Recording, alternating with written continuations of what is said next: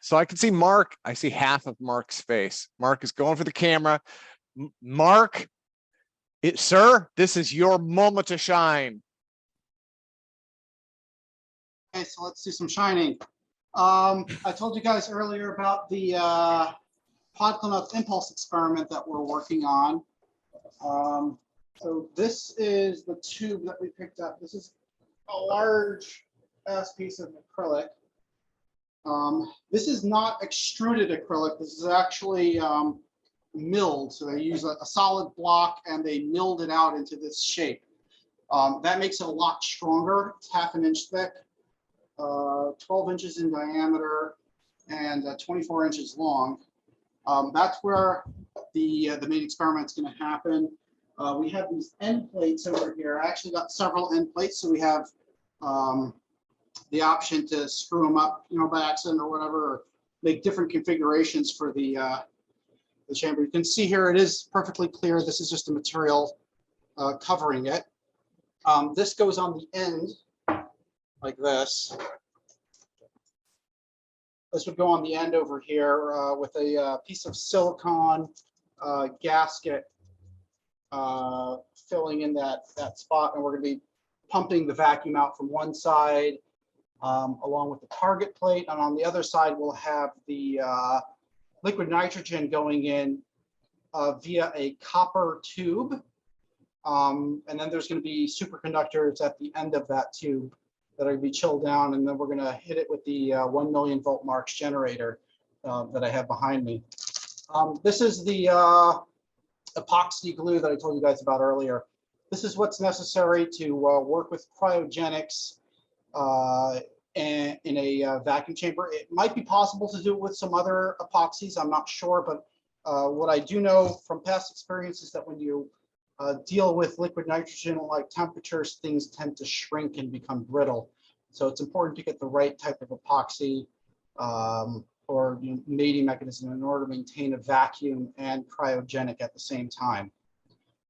So that's pretty much where this is at. I haven't done any milling on it yet for the inserts. I'm going to wait until Todd comes up here with a high-speed camera, and we'll figure that out. We should be able to bust that out in a couple hours. It's not very hard a thing to do.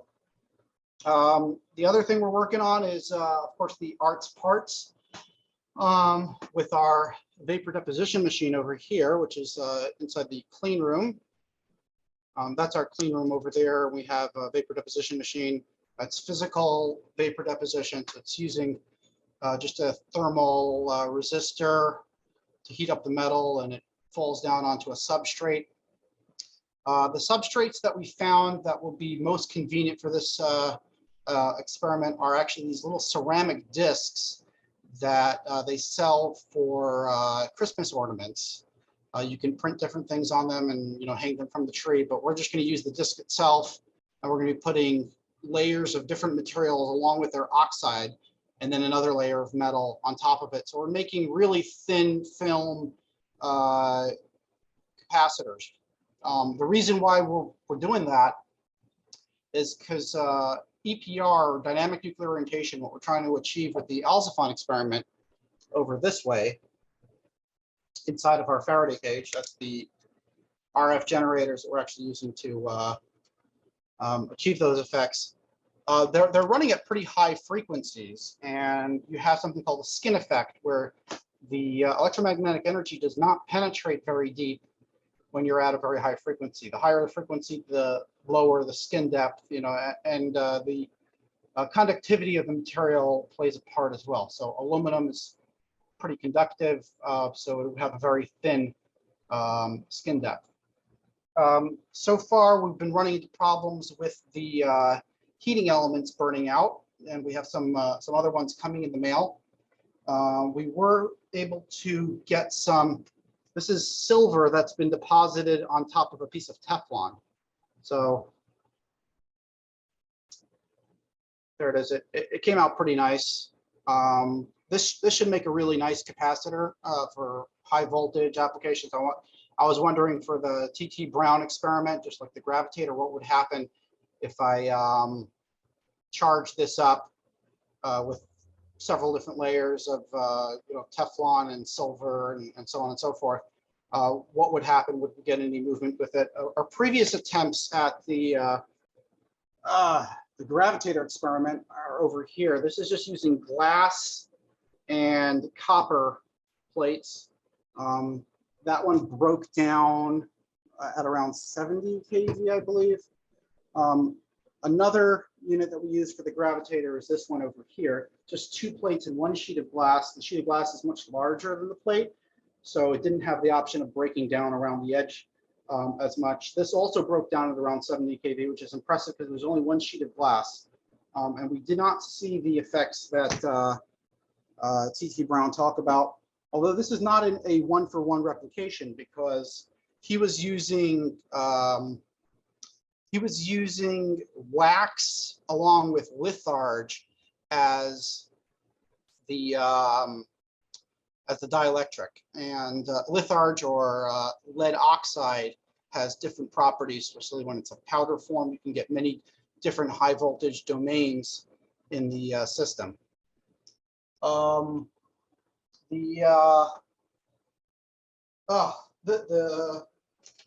polar magnet device that I showed you guys earlier, it did create a planar magnetic field. It was pretty weak, stronger in the center than it is on the sides. But what I plan on doing, and we actually have this in the 3D printer right now, is we're going to be making a contraption that will go over the magnet as it's getting polarized. And there'll be a little ball bearing that's spinning around this magnet, basically creating a faster field, for a shorter field for the magnetic field to go through. So there'll be a rotating magnetic field induced inside of the ferrite, and we're hoping to achieve what's called a magnon, which is a magnetic field that's rotating within an object. Magnons do dissipate. They're not going to be there, it's not going to be there within, matters of minutes. It is usually how long they last. They have been seen around flying saucers. So like when a flying saucer would come near your car that was made out of iron or steel or something like that, they found magnetic fields that were rotating, meaning you have, if you put a compass near it, the compass would spin. These didn't last very long as well. So there is some sort of connection between rotating magnetic fields or magnons and flying saucers. This is something that Aidan Schaffer has been looking into as well. He came down here for a month and we were working on this. So Aidan, if you can, brief everyone on what it is we're working on over here, that'd be swell. Yeah, so it's the Manellis circuit or the Manellis device. You can find info on it at Tom Vallone's Integrity Research Institute. The Manellis circuit is based off of the Bedini schoolgirl circuit. So there is actually a physical model that you can make of a Magnon, and it's just, you get a bicycle wheel with a really nice bearing, and you get a bunch of magnets on little brick magnets, and you put them on the outside and set it up. So that spinning bicycle wheel is a physical analog, and it's how Bedini was generating energy in the schoolgirl circuit. Arthur Manellis took the next step, following from or learning from Floyd Sweet, and created a solid state system. And so that magnetizing jig is our first attempt at it. Mark has been showing some of the ferrite that we've been working with. So over the last month, I got pretty good at not breaking ferrite in the oven, using some techniques that I learned from foundry work. And it's just preheating the ceramic the first time and letting it get nice and mellow before you crank the temperature up on it. So a couple 100 degrees Fahrenheit. And then you take it up to its Curie temperature to thermally degauss it. And So doing this in order to degauss these ring magnets in order we have to magnetize them again. Yeah, especially polarize them. So in this case, they have the north on the outside, and then a minimal south pole on the inside. And I have a couple that I was playing that I did with neodymium magnets. And then there's even one, that might be it. If you have the magnetic pole detector pin, you can see that on, that one I used a neodymium magnets on the inside and outside, and I got a really interesting effect.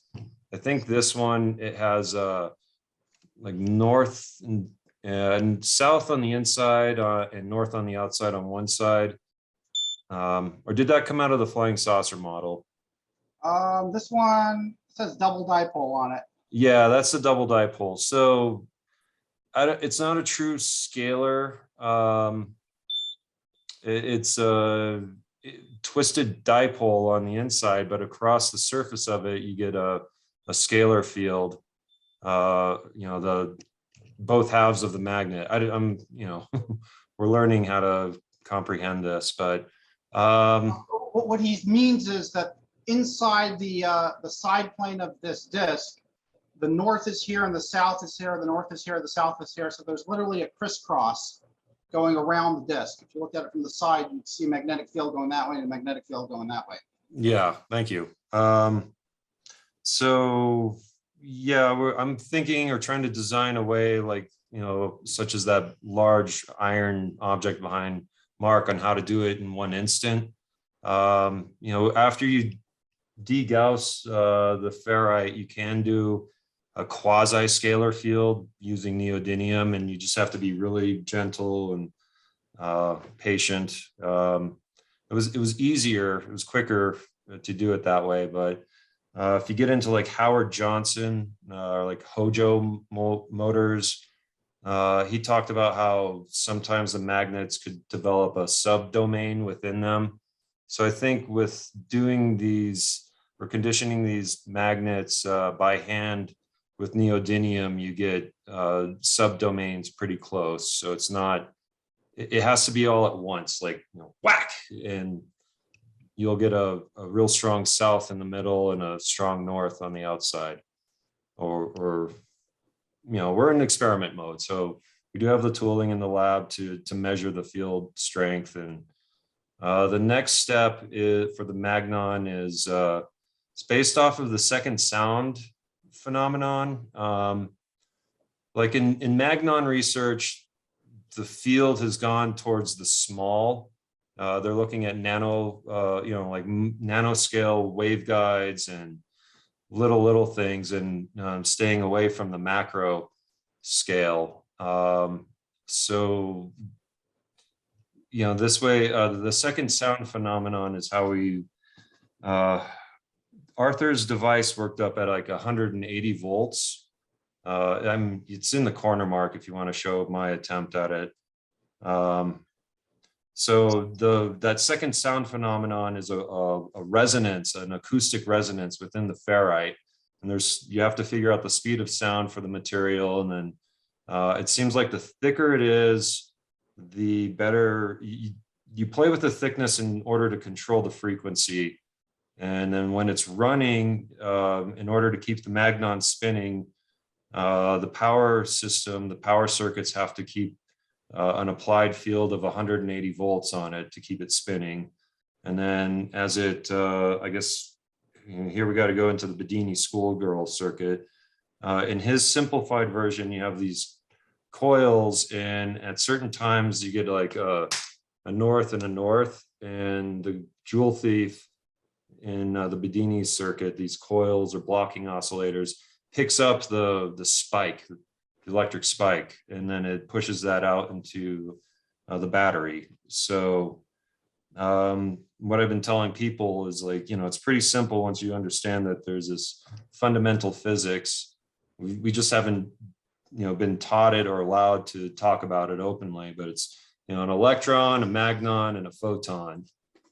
And the magnon is very much tied into the material that's supporting it. And you're looking for the second sound within that material. I found some research coming out of MIT where they're talking about thin layer laminates in order to support magnons at different frequencies. So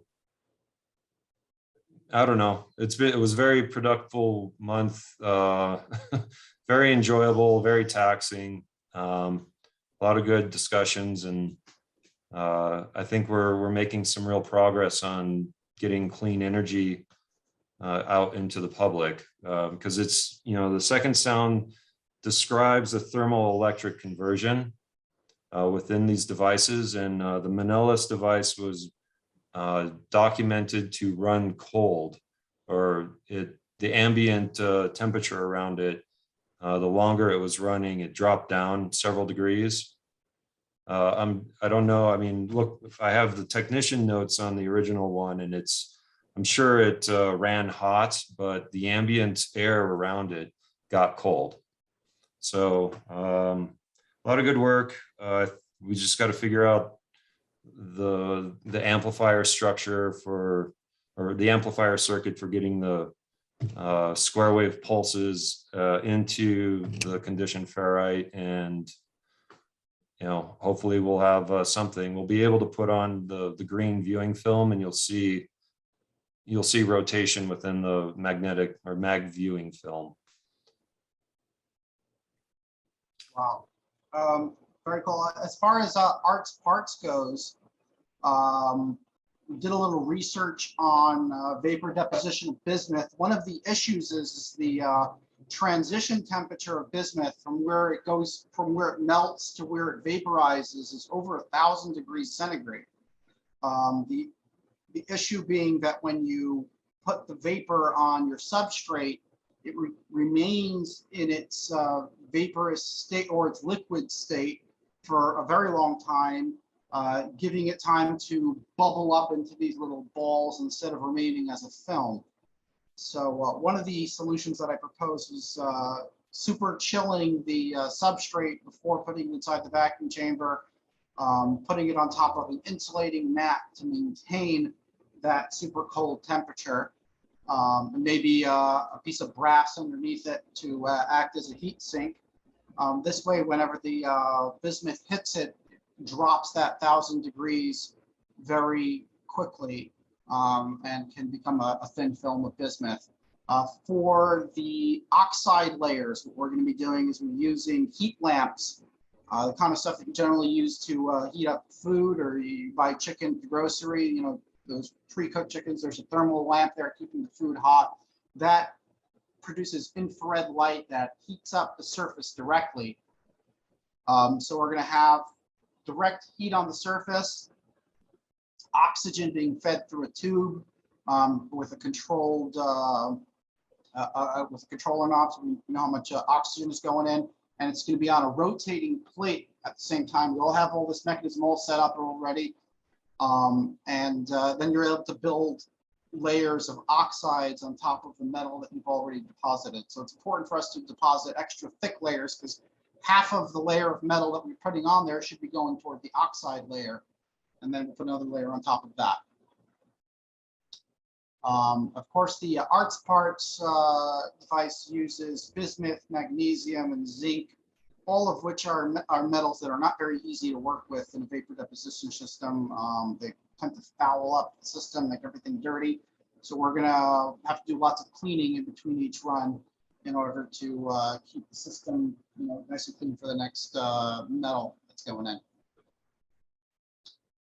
And that's pretty much it. I saw Gerald commented that he has some form of the schoolgirl motor. I was interested in that. Oh, Drew from sunny Florida, you're back again.